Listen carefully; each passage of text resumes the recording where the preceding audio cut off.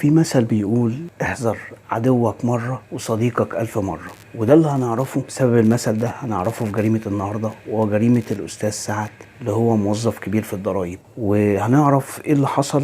بس قبل ما نبدأ يا ريت نشترك في القناة ونفعل زر الجرس، وأسألكم لايك دعم لينا ونبدأ عشان وقت حضراتكم. الجريمة بدأت أو القصة بدأت بأستاذ سعد. الأستاذ سعد ده راجل ملتزم جدا يا جماعه، يعني راجل صارم في شغله وراجل محترم ومتجوز وما بيحبش اي حاجه غلط تحصل في شغله، لان انتوا عارفين طبعا الضرايب فيها لعب كتير. فكان استاذ سعد ده يا جماعه تحتيه في الموظفين، يعني كان في منهم واحد اسمه حسن. حسن ده كان شغال ودايما هو يجيب له جزء. ليه؟ حسن ده شمال، يعني بيدور على اي حاجه. واحد مثلا عايز يعمل ضرايب، بيتهرب من ضرايب، يديله فلوس. انتوا عارفين طبعا هنا الايه الرشاوي والحاجات دي كتير قوي. فكان طبعا حسن ده بيقبل، وحسن شغال على كده. فكان اللي اسمه استاذ سعد ده ملتزم جدا، وكان دايما بيديله جزء. فجه في مره، في احد المرات قفشه وهو بيعمل اللي هو بيعمل ياخد رشاوي وكده، فحوله للشؤون القانونيه، وكاد ان يفقد وظيفته.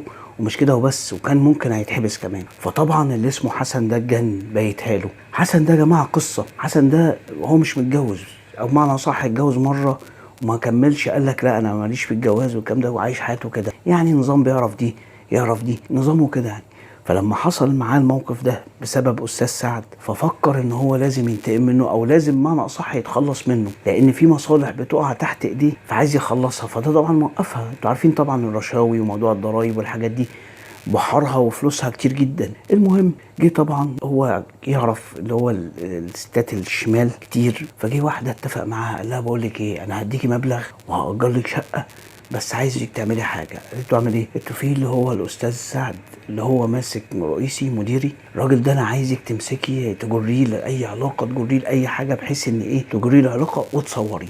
اهم حاجه انك تصوريه، بحيث ان انا عايز اخد الصور والحاجات دي ليا، يعني بحيث انه ايه يرقيني معاه. مش عايز اقول لها طبعا ان هو بيعمل شغل عشان ما تطمعش فيه يعني. فالمهم طبعا في الاول خافت ورفضت، لانه موظف في الدوله، وموظف مش عادي، موظف كبير ماسك قسم. ففي الاخر لما زود لها الفلوس وشافت شقه، قال لك هاجرها لك سنه وبراحتك وبتاع، بس اهم حاجه توصلي. فوافقت وابتدت بقى. فجت طبعا الاستاذ سعد مره واتنين. فهو طبعا راجل صارم وملتزم جدا. فالراجل ده يعني هي كانت عايزه توقعه باي طريقه، فمش نافع معاها حاجه، تتدلع عليه مش عارف في موقف عايزه حاجه فهو مش في دماغه، تعمل معاه حاجه فبرضه هو مش في دماغه. فجه في مره جت بقى قالت بس هو ده اللي حاجه. فجت مره وهو نازل، وطبعا عنده عربيته هيركبها، فعملت ان هي هيغمى عليها. فطبعا لحقها وخدها وفي العربيه وقال لها انت فين؟ قالت له انا ساكنه هنا. فطلعت معاه وشكرته، وطبعا عزمته طبعا. فمره في مره ابتدت تجيبه بقى ايه، وموبايلك ولازم اشكرك ولازم فابتدى يحصل بينهم وبين بعض ايه، زي استلطفها، او بمعنى اصح عرفت تجيبه يا جماعه. ودي طبعا اللي ما يعرفش بصراحه هو استاذ سعد معذور، لان اللي زي دول شغلتهم، يعني اللي انا اسف، الشمال اللي زي دي او الستات اللي زي دي شغلتها كده، شغلتها ان توقع الانسان. هي شغاله زي شطانه كده، وظيفتها كده. فالمهم طبعا عرفت تجيبه، او عرفت تدخل له الدخله بتاعته.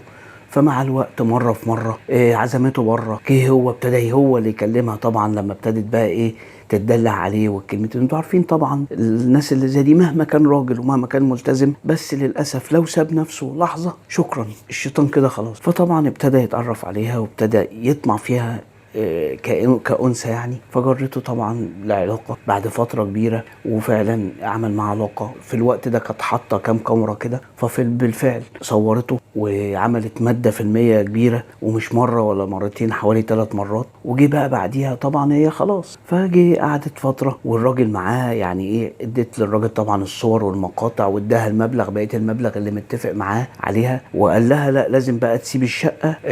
قالت له ازاي انت احنا مش اتفقنا سنة؟ قام جاي مديها ايه تمن حتى السنة، بقية السنة يعني اللي هو كان فاضل بتاع 4-5 شهور، لان هي قعدت فترة عقبال ما تصطاد استاذ سعد وتوقعه يعني. بس فجت بعديها طبعا الشقه، فجه يرن مفيش، موبايلها مفيش خالص. يروح لها الشقه برضو ما يعرفش، يقول لك ده سابت الشقه ومشيت.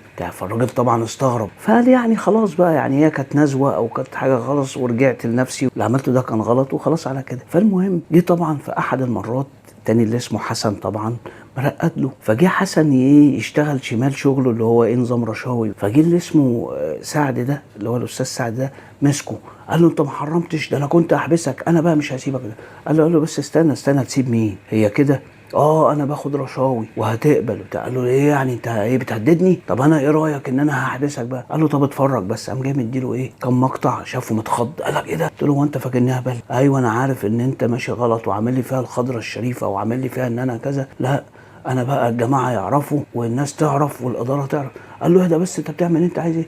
قال له هو كده. قال له طب انت عايز ايه دلوقتي؟ قال له عايزك تبقى معايا، لما مشي حالي تمشي حالك، لما اقول لك تمضي هنا وتمشي الموضوع ده تمشي الموضوع ده، وما تقلقش مفيش غلط علينا، احنا بس ايه بنطلع مصلحه بس كده ايه وبنراضي الناس. فطبعا الراجل اول مره وافق، الثانيه الثالثه، وابتدى ما كان بيديله فلوس كان بيرفض بصراحه ان هو ياخد فلوس. فالمهم الراجل اللي اسمه سعد ده حس انه دخل في شباكه ومش عارف يخرج منه، وعارف ان الموضوع هيتكشف وكده كده الموضوع بتاع الضرايب ده ما بيقعدش. فابتدى يحس بالخطر فمش عارف يعمل ايه. فجه قعد مرات يعني يقول له اخر مره ومش اخر، كل ما يجي يقول له انا مش هوافق تاني ان هيحصل حاجه زي كده، يقوم جاي ايه مطلع له ايه مقطع جديد. فالمهم بصراحه استاذ سعد ما عرفش يعمل ايه، فقرر ان هو عشان خاطر مستقبله وعشان خاطر كرامته، طبعا الحاجات دي قضيه شرف ومراته وعياله وناس، فقرر ان هو يتخلص منه لما اتاكد ان محدش يعرف اي حاجه، وهو واثق ان مفيش اي حد يعرف اي حاجه من الموضوع اللي معاه ده، لان لو حد عرف اي حاجه دي هتبقى مشكله بالنسبه له اللي اسمه حسن ده. فقرر فاداله ميعاد، قال له لو انت عايز ورق امضيه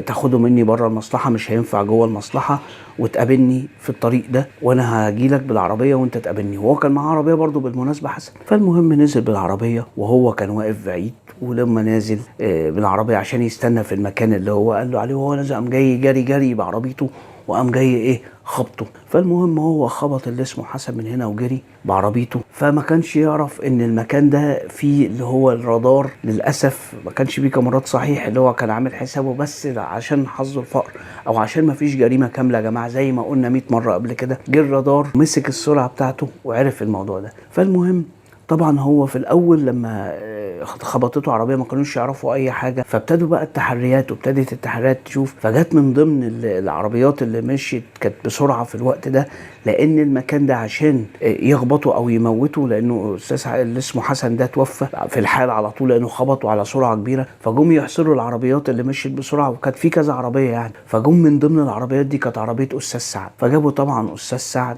وللاسف جم يلاقوا الموبايل اللي معاه، ولما جم يفرغوا الحاجات اللي على الموبايل لقوا بعض المقاطع من بتاعه استاذ حسن مع اللي هي البنت الشمال ده. فربطوا الموضوع، فالشرطه لما ربطت الموضوع وجابته، فطبعا واعترف السبب واعترف ليه هو عمل كده. وهو ما خدش يا جماعه اعدام، هو اخد 15 سنه وتخففوا ل 10 سنين، لان هو قتلوا الغرض ان لما اتحروا فعلا عرفوا ان ذمه استاذ سعد ده انه انسان محترم، وانه انسان فعلا ما عملش اي حاجه غلط لا في شغله ولا في حياته، ودي كانت نزوه. بس للاسف هو خسر كل حاجه، خسر شغله وبيته لما اتفضح، لان اتعرف ان هو قتله ليه. وادي الموضوع كله بسبب ايه؟ بسبب ان الانسان ساب نفسه لحظه يا جماعه. وهنا كانت القصه. نيجي بقى يا جماعه للرساله.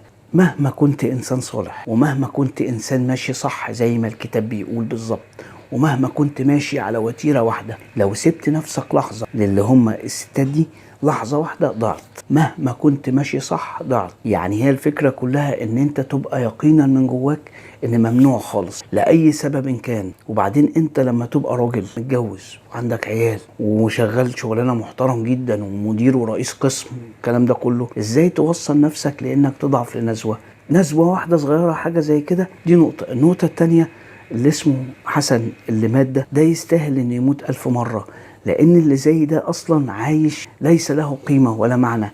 ده بنسميه يا جماعة، او ده بيتسمى المسمى بتاعه ده المفسدين في الارض.